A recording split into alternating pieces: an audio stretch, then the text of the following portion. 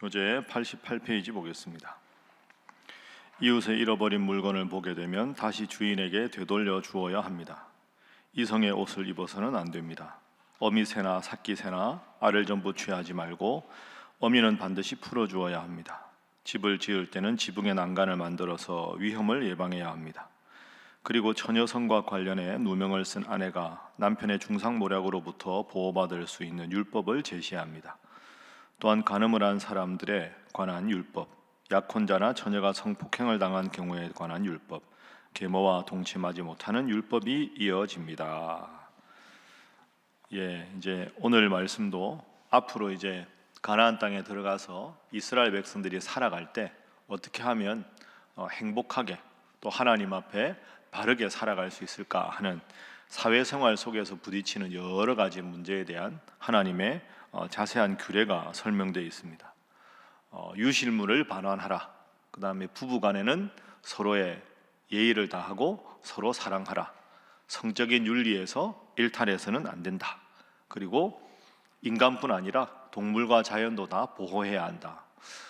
오늘날 우리가 보아도 이 과거에 하나님께서 이렇게 자세하게 그리고 참 귀한 교훈을 주셨구나 감탄하게 되는 그런 말씀이 오늘 본문에 기록되어 있습니다. 자, 1절부터 한번 보시죠. 자, 우리 1절 말씀 함께 읽어봅니다. 시작. 내 형제 소나 양이 길 잃은 것을 보거든 못 본 채 하지 말고 너는 반드시 그것들을 끌어다가 내 형제에게 돌릴 것이요. 아멘. 소나 양은 당시 기준으로 엄청난 재산 목록입니다. 그렇죠? 근데 그걸 길 잃어버린 소나 양을 보면 그걸 데려다가 원래 주인에게 반드시 데려다 주어라. 2절. 그런데 만약에 그 사람이 집이 멀거나 모르면 집으로 끌고 가서 자기 집에서 일정 기간 키웠다가 어느 집에 소 잃어버렸다더라, 양 잃어버렸다더라 해가지고 어느 집인지 알게 되면 그때 주어라. 그러니까 들에 소나 양이 있는데 그냥 두지 말고 그러면 그 가축도 어떻게 될지 모르니까 주인을 찾아주고 주인이 누군지 모르면 집에서 잘 먹이고 잘 데리고 있다가 주인이 누군지 결정되면 판명이 되면 그때 돌려주어라. 그러면 그 주인도 고맙고 말 못하는 가축도 고맙겠지요. 3절. 나귀도 그렇게 하고 의복도 그렇게 하고 하여튼 잃어버린 유실품은 항상 가져와서 원래 주인이 가져갈 수 있도록 해라. 4절에 만약에 나귀나 소가 길에 넘어져 있다.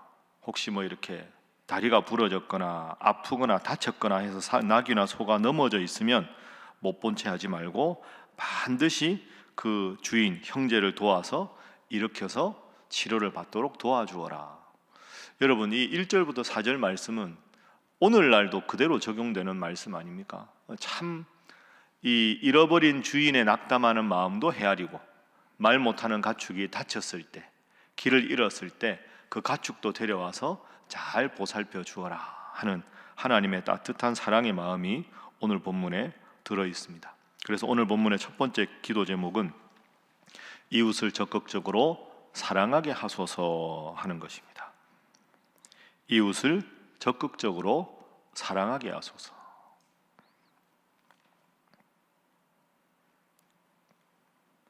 이웃을 적극적으로 사랑하는 것, 이 참 요즘에 이게 쉽지 않습니다. 그죠? 그리고 다들 그냥 나 몰라라 하는 시대라 그런 경우가 참 많은데 가끔씩 그런 경우가 있지 않습니까? 제가 어제 이제 말씀 준비도 좀 하려고 이제 집 앞에 오후에 이제 설교 준비도 하고 자료 읽으려고 커피숍을 가는데 저 멀리서 보니까 횡단보도가 있는데 횡단보도에 연세가 많으신 어르신들이 건너가실 때 그 다리가 안 좋으신 분들이 있지 않습니까? 어르신들이.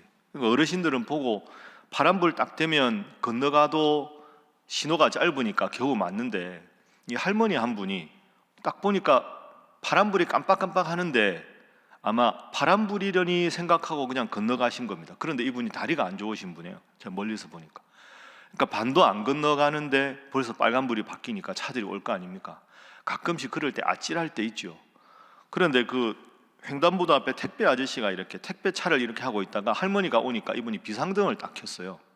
비상등을 딱 켜고는 내려서 할머니를 딱 부축하고 차들을 다 정지시키고 할머니를 다 이동하는, 보통 그런 경우에 성질 급한 운전자들은 빵빵하고 지금 불이 바뀌었는데, 그럼 그 할머니 오늘같이 추운 날 넘어지면 골절 이런 거 당하면 겨울 내내 고생하지 않겠습니까? 작은 거 하나지만 참 그런 배려가 소중한 겁니다. 근데 하나님은 오늘 말 못하는 가축들에게까지 배려하라. 참 바쁘다 하는 핑계로 우리가 따뜻한 사랑을, 주님의 사랑을 받았는데 그 사랑을 베풀지 못할 경우가 많이 있습니다. 오늘 말씀 다시 한번 생각하면서 내가 주님 사랑을 받은 자기에 한 번 더 사랑하고 한 번 더 베풀고 한 번 더 용서하는 여러분 모두가 되시기를 주님 이름으로 부탁합니다. 자, 이제 1절부터 4절은 유실물에 관한 규정이고요, 5절부터도 쭉 나오는데, 자 9절부터 한번 보십시오. 내 포도원에 두 종자를 섞어 뿌리지 말라. 그리하면 내가 뿌린 씨의 열매와 포도원의 소산을 다 빼앗길까 하노라.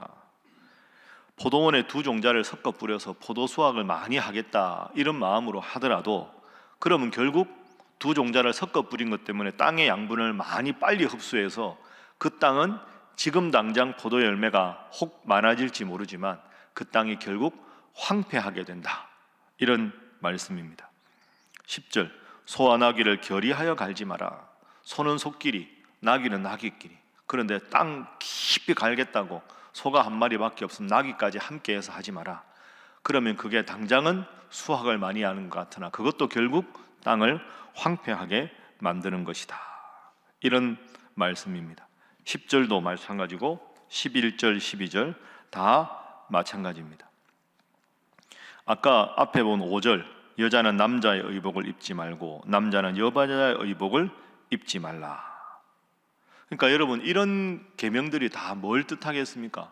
이스라엘 백성들이 가나안 땅에 들어가서 살면 하나님 믿지 않는 사람들도 살고 하나님을 믿는 이스라엘 백성들도 살고 이렇게 영토를 맞대고 살 텐데, 그 사람들이 우상 섬긴다고 우상 섬기지 말고, 그 사람들이 이방신을 섬기는 풍습을 한다고 따라하지 말고, 당장 수확을 얻으려고 마음 급하게 땅을 황폐하게 만들지 말고, 가나안 사람들 다 저렇게 하는데, 저 사람들 다 저렇게 하는데 저렇게 살아도 되지 않나? 그렇게 해서는 안 된다 하는 거죠. 하나님을 믿는 백성은 하나님 말씀 붙잡고 구별된 삶을 살아가라 하는 것이 본문의 교훈입니다. 그래서 두 번째 기도 제목은 이 땅에서 구별된 삶을 살게 하소서 하는 것입니다. 이 땅에서 구별된 삶을 살게 하소서. 여러분, 이게 참 어렵습니다. 구별된 삶. 한번 따라해 보시죠. 구별된 삶. 늘 말씀드리지만 예배당은 도시 한복판에 주로 있지 않습니까? 시골에 가도 보면 예배당은 저 산에 홀로 떨어져 있지 않습니다. 그래도 사람들이 모여 사는 중앙에 있습니다. 우리 교회도 보면 얼마나 이 동네 한가운데 있습니까? 동네 한가운데 있으면서 이 세상의 영향을 받지 않는 게 참 어렵습니다. 어쩌면 다른 종교를 비하하는 게 아니라 저기 중세시대 가톨릭의 수도원처럼 아직 산에 있거나 산사에 있는 그 사찰들, 그런 속세와 아예 떨어져 있기 때문에 어쩌면 더 마음이 편안할지도 모릅니다. 그건 세상과 분리된 공간에 있는 거죠. 그러나 예수님의 말씀이나 성경의 말씀은 기독교인은 세상과 분리되어서 따로 존재하는 게 아니라 세상에 있으나 세상에 속하지 않은 자. 이게 요한복음 17장의 예수님의 교훈이죠. 따라합니다. 세상에 있으나 세상에 속하지 않은 자. 이게 구별된다 하는 말의 뜻입니다. 끊임없이 우리는 이 예배당을 나가면 세상 사람들과 함께 살면서 이 정도 죄는 지어도 되고 이 정도 나쁜 일은 다 해도 되고 끊임없이 세상의 논리 속에 막 살아가지만, 그러나 세상의 모든 관례와 법도보다는 하나님의 말씀이 더 중요하고 말씀 중심으로 살아가는 것, 세상에 함께 살아가고 있으나 세상에 속하지 않은 삶, 세상에 있으나 구별된 삶. 그래서 오늘 본문에 나오는 모든 말씀은 가나안 땅에 들어가서 가나안 땅의 모든 족속들과 함께 이웃에 마주하고 살고 있으나 그들의 이방신을 섬기는 잘못된 습속을 본받지 말고 구별된 삶을 살아가라, 이런 뜻입니다. 제가 그제 주일 설교할 때 앞부분에 보네포 목사님 말씀하면서 나의 인생은 인간의 손에 있는 게 아니라 누구의 손에 있다? 하나님의 손에 있다. 여러분, 이걸 꼭 기억하십시오. 나는 오늘도 하나님의 손에 있다. 하나님이 왜 오늘 이분들을 만나게 하실까? 하나님께서 오늘 내가 이 약속을 잡았는데 이 약속을 통해서 내가 어떻게 행동하고 그리스도인답게 살아가기를 원하실까? 하나님의 손에 내가 있으니 하나님께서 나를 통해서 이루고자 하는 뜻이 무엇인가?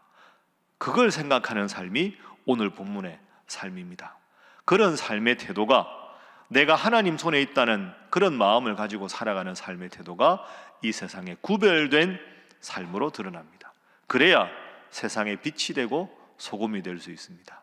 한 걸음씩 한 걸음씩 그렇게 살아가기 위해 노력하고 애쓰는 여러분 되시기를 주님 이름으로 부탁합니다. 자, 그리고 오늘 본문의 나머지 여러 가지 내용들은 부부간의 그 규칙, 부부간에 서로 지켜야 될 약속에 대한 내용입니다. 13절 이하에 보시면 부부간의 그 순결, 성윤리에 대한 겁니다. 아내를 맞이하여 아내와 사랑을 나눈 후에 아내를 비방하고 미워해서 비방거리를 만들어서 이 여자를 쫓아내거나 이래서는 안 된다, 그런 말씀이 나옵니다. 결혼하고 나서 보니까 이 여자가 부정하다, 그래서 쫓아내서는 안 된다, 그때 어떻게 하라, 이런 말씀이 나오고, 19절 이스라엘 처녀에게 누명을 씌움으로 말미암아 잘못했으면 세금을 벌금을 내라, 이런 식으로 이야기합니다. 22절 어떤 남자가 유부녀와 동침한 것이 드러나면 그 남자와 여자를 다 죽여서 이런 일이 확대되지 않도록 하라. 23절 처녀인 여자가 남자와 약혼을 해서 결혼하기로 약속한 후에 다른 남자를 만나서 다른 남자가 그와 동침을 하면 이건 성윤리에 위반되는 것이니 둘 다 돌로 쳐서 죽여라. 25절 만약에 어떤 남자가 약혼을 이미 다른 남자와 한 처녀를 들여서 만나서 강제적으로 무력을 써서 강간하였으면 그 여자는 저항할 힘이 없기 때문에 일방적으로 당한 것이니 남자만 죽여라. 뭐 이런 쭉 내용들이 나옵니다. 여러분, 이게 이제 늘 말씀드리지만 가나안 땅에 들어가면 이방신을 섬기는 풍속이 아주 성적으로 문란한 풍속이라고 말씀드렸죠. 바알과 아세라를 섬기는 신이나, 그리고 여러분 우리가 보지만 중동 사람들 우리처럼 옷을 이렇게 많이 안 입고 더우니까 아무래도 이렇게 신체가 많이 드러나다 보니까 성윤리가 아주 하나님 믿지 않는 나라들은 문란하니까 그런 것에 영향을 받지 말아라. 이런 순결에 대한 문제, 부부간의 예의에 관한 것도 구별된 삶을 살아가라, 이런 뜻이 되겠지요. 특히 오늘 본문은 부부간의 관계, 결혼을 약속한, 그리고 결혼을 한, 그럴 때 외도를 해서는 안 된다. 그래야 가정이 평안하고 가정이 화목해야 자녀들도 하나님 말씀으로 바로 설 수 있고 부모의 영적인 권위가 설 수 있고, 그래야 하나님 믿는 백성다운 구별된 삶을 살아갈 수가 있다.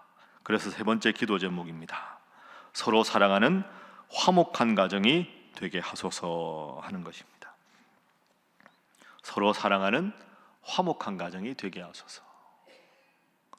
참 맞는 말인데 참 이게 또 쉽지가 않습니다. 어떻게 하면 그게 가능할까? 하나님 말씀 딱 붙잡고 하나님 잘 믿는 가정이 되어야 이게 가능하지 않습니까? 여러분, 여러분의 가정 어떠십니까? 여러분의 자녀의 가정이 어떠십니까?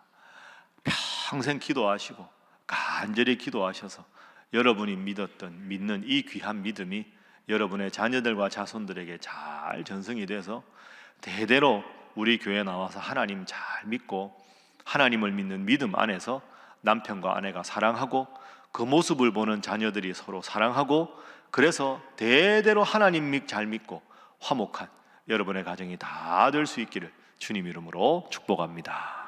기도하겠습니다. 오늘 세 가지 우리가 삶 속에 지켜야 될 기도 제목, 하나님, 나만 바쁘다, 나만 잘 살겠다가 아니라 이웃과 더불어 화목하고 말 못하는 짐승과 자연까지 섬세하게 배려하시는 하나님의 그 사랑의 마음을 본받게 하시고, 세상에 있으나 세상에 속하지 않은 구별된 삶을 살게 하시며 우리 하나님을 잘 믿는 복되고 화목한 우리 신일교회 온 성도들의 가정 되게 하여 주시옵소서. 그리하여 가정이 작은 천국처럼 변화되게 하시고 온 가족들이 주님 앞에 나와 예배드리는 하나님의 은혜와 능력이 함께하는 축복된 가정이 되게 하여 주시옵소서. 다 함께 주님 앞에 기도하겠습니다. 주여 믿습니다. 주여 믿습니다. 주여 믿습니다.